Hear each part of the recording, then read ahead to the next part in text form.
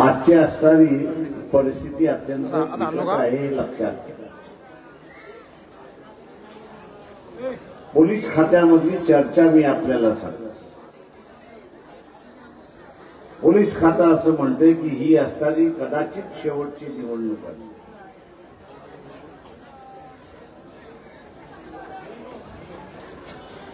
तुम्हाला आता ही शेवटची निवडणूक करायची आहे का शेवटची निवडणूक करायची नाही?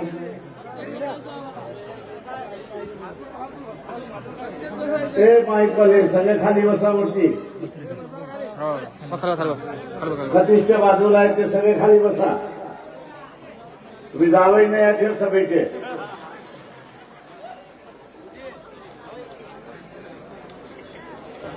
तुम्हाला पुन्हा निवडणुका का पाहिजे?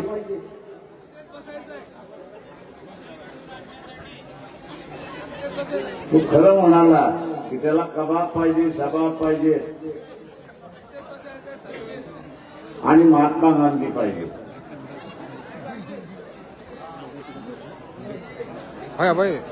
आणलो का ते राजा खाली बसतो. आपण ही समोरची मध्ये तुम्हाला बसता येतं का? आहे का दादा खाली बसायला? एक लाईन बसून या, 2 लाईन उभे राहा. हा आपल्या पाठीमागचं चुलबुल चुलबुल करणार नाही. हे चुलबुल पांडे होणार नाही.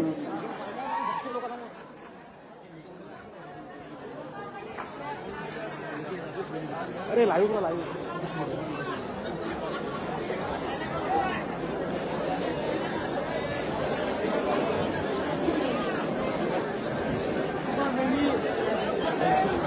मित्रो,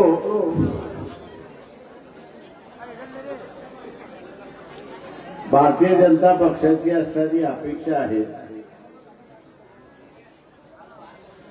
की इथले राजकीय पक्ष संपले, त्यांची ताकद कमी झाली तर आपणच सत्तेवरती राहू अशी असणारी परिस्थिती आहे. जॉर्डन आपण असं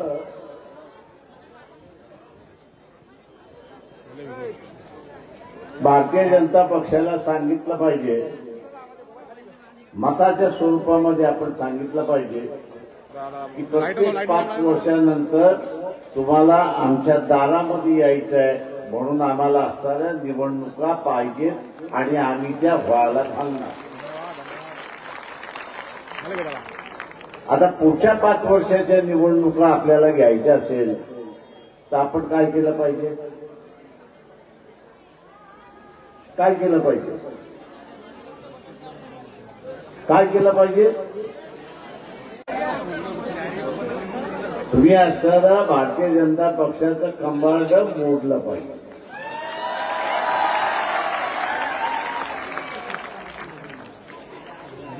त्याचं कंबाड मोडलं तर सत्तेमध्ये जाण्याचा मार्ग बंद झाला.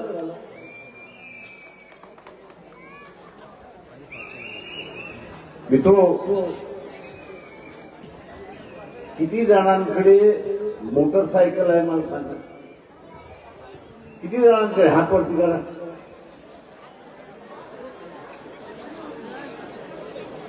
स्कूटर कोणाकडे आहे त्यांनी हातवरती करा. मोटरसायकल आणि स्कूटर वेगळे आहे. तेव्हा स्कूटर कोणाकोणाकडे आहे? कमी झाली. तुम्हाला आज पेट्रोल कितीला मिळतंय? 104. तुम्हाला हे 50 रुपयावरती आणलं पाहिजे का?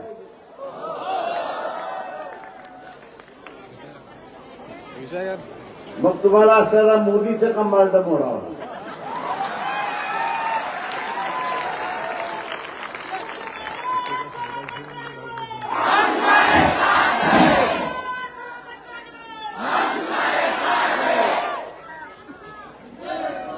आणि ज्या क्षणाला तुम्ही मोडलं त्या क्षणाला असणारा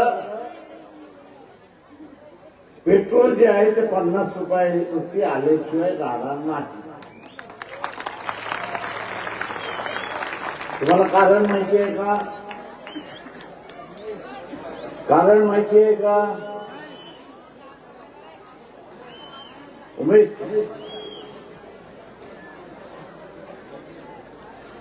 तुमच्या सगळ्याकडे मोबाईल, कोणाकोणाकडे मोबाईल आहे?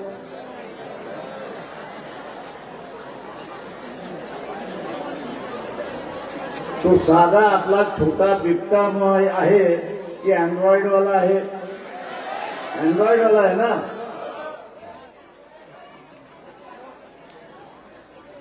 म्हणजे तुमच्याकडे गुगलही आहे. त्या गुगलवरती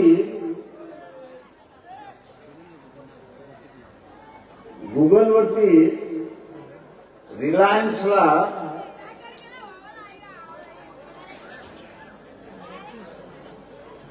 भारताला रशिया जे तेल देते, कच्चं तेल देते, आणि भारत जे रशियाचं तेल विकतोय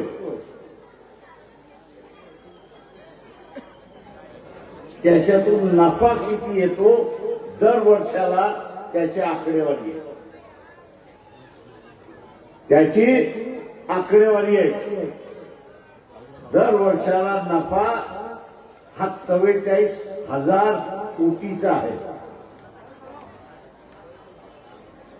कितीचा नफा आहे?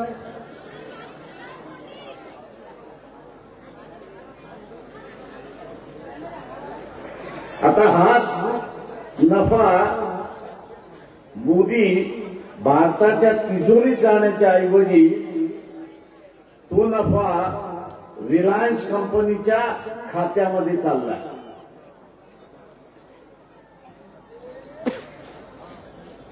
तो भारताच्या खात्यामध्ये गेला असता तर आपलं कच्चं तेलाचं बिल जे आहे, म्हणजे जगाकडून आपण कच्चं तेल विकत घेतो, ते विकत घेताना त्याचं असणारं जे बिल आहे त्याची किंमत आहे ही 1,10,00,000ची किंमत आहे. किती किंमत आहे? आता 1,10,00,000मधून 44,000 कोटी वर्ज केले तर किती शिल्लक राहतात?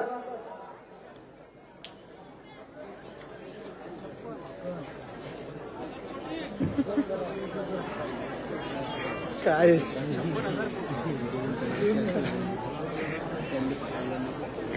आणि तुमचं गणित माझ्यापेक्षा कच्चं आहे. किती शिल्लक राहतात? सरळ गणित करायचं की 1,10,000 बिल होतं, त्यावेळेस आम्हाला असताना पेट्रोलला 100 रुपये द्यावे लागतात. 65,000 रुपये द्यावे लागले तर पेट्रोल आम्हाला कितीला मिळेल?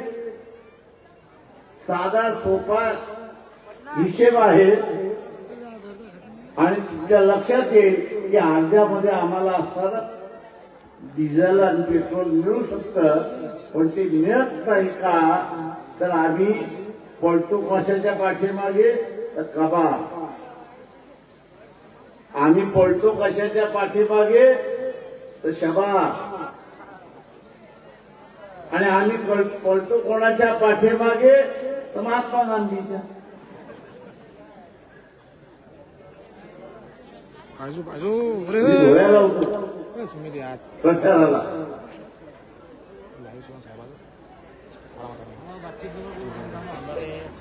जेव्हा एका म्हातारीला विचारलं की हे तू पैसे घेते ह्याच्यातून तुझं किती वेळचं जेवण होतं? जेवण साहेब एकाच वेळचं होतं. जे काही इलेक्शन मधून मिळतं त्याच्यातून एकाच वेळचं कुटुंबाचं जेवण होतं. आणि म्हटलं संध्याकाळचं माझ्याच पैशातून होतं. मग म्हटलं एका जेवणाचे पैसे येतात त्याच्यातून म्हटलं तू 5 वर्ष तुझं का विकतेस? तुझ्या आयुष्यातले 5 वर्ष का विकतेस?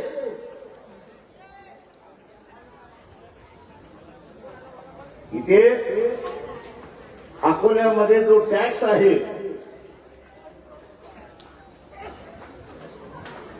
जय श्री देव या नावाने आपण असताना सुप्रीम कोर्टामध्ये पिटिशन हायकोर्टामध्ये दाखलं, सुप्रीम कोर्टामध्ये गेलं.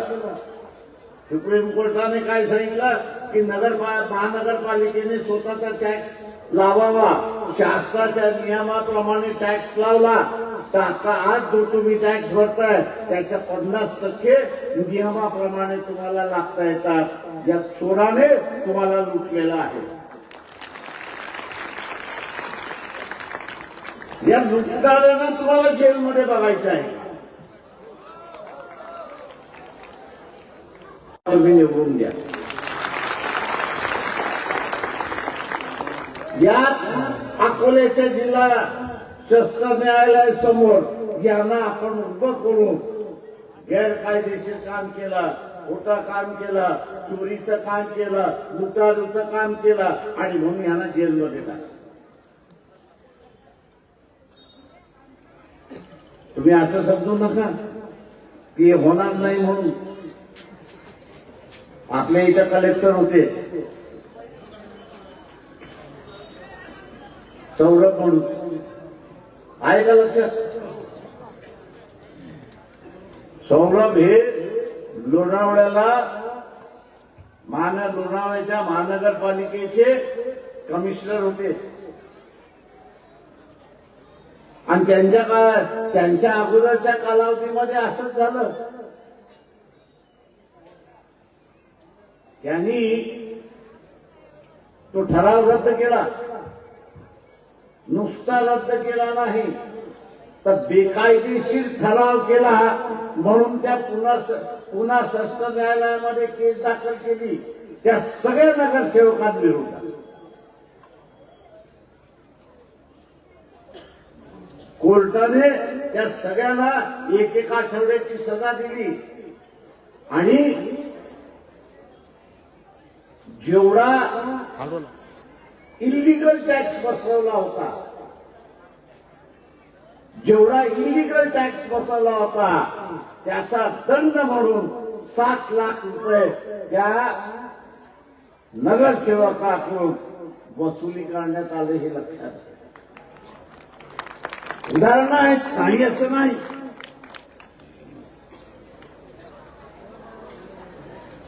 या नगरसेवकांना काय वाटतं की त्यांनी असं चोरी केली, माऱ्या केल्या की त्यांना कोण पकडणार नाही? की यांच्या चोऱ्या पकडायच्या, कोर्टामध्ये घेऊन जायचं आणि कोर्टाला सांगायचं करत होत्या आणि कोर्टाने निर्णय दिला बेकायदेशीर आहेत, वसुली करा आणि यापुढे हे इलेक्शनला उभे राहून.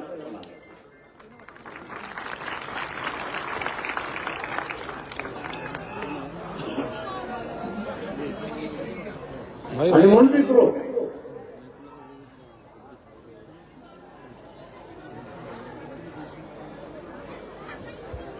बीजेपी सुद्धा एका गोष्टीसाठी घाबरते की आपल्या हातातून सत्ता गेली तर आपल्याला जेल शिवाय दुसरा मार्ग नाही. मी नेहमी म्हणत असतो काँग्रेसवाले भोलटे चोर आहे. कुठे सामान चोर दुकानात, कुठे टूथपेस्ट चोर, कुठे ब्रश चोर, कुठेतरी एखादी पुडी ग्लोकोच्या 5 ग्लोकोच्या बिस्किटचं पॅकेट असतं तेच चोर. हे भोलटे चोर गरजेपुरते चोरी करायचे. पण हे बीजेपीवाले डाकू आहे तेवढं लक्षात. बीजेपीवाले डाकू आहे, अख्खं दुकानच लुटतात.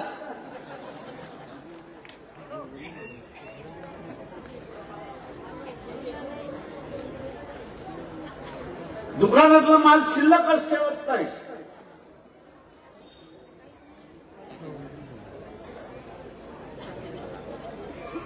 तेव्हा ह्या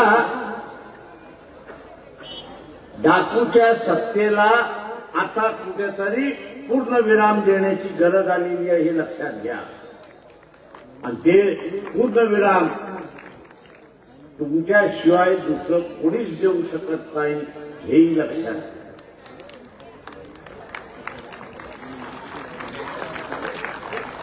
तुम्ही कोण आहात? लोकशाहीतले तुम्ही कोण आहात? लोकशाहीतले तुम्ही कोण आहात? लोकशाहीतले तुम्ही कोण आहात? कोण आहात?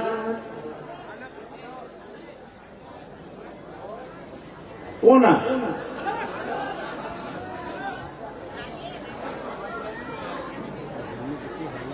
मग राजासारखी वृत्ती आहे का तुमची? हा,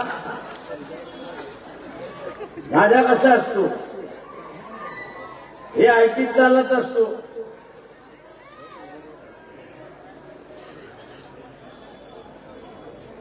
तो प्रजेसमोर झुकतो का?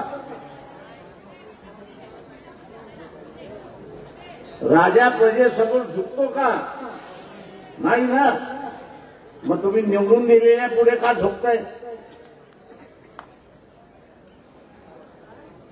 तुम्ही स्वतःला राजे म्हणता आणि ज्याला निवडून देता तो इथला लोकशाहीतला नोकर आहे.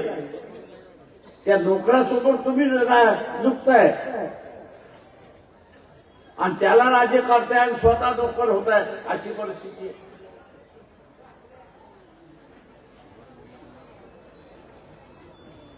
आणि म्हणून राजाने राजासारखंच राहिलं पाहिजे. ही वृत्ती त्यांनी ठेवली पाहिजे.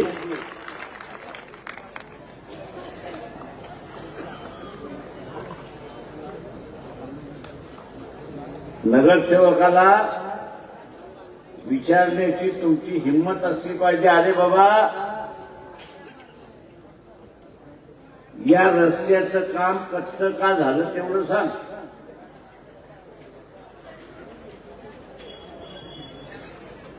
ज्या दिवशी आपण हे विचारायला सुरुवात करणार, ज्या दिवशी आपण विचारायला हे सुरुवात करणार त्या दिवशी भिनार कोण आहे हे लक्षात घ्या. कॉन्ट्रॅक्टर पहिल्यांदा भिनार आहे. कारण त्याला माहिती आहे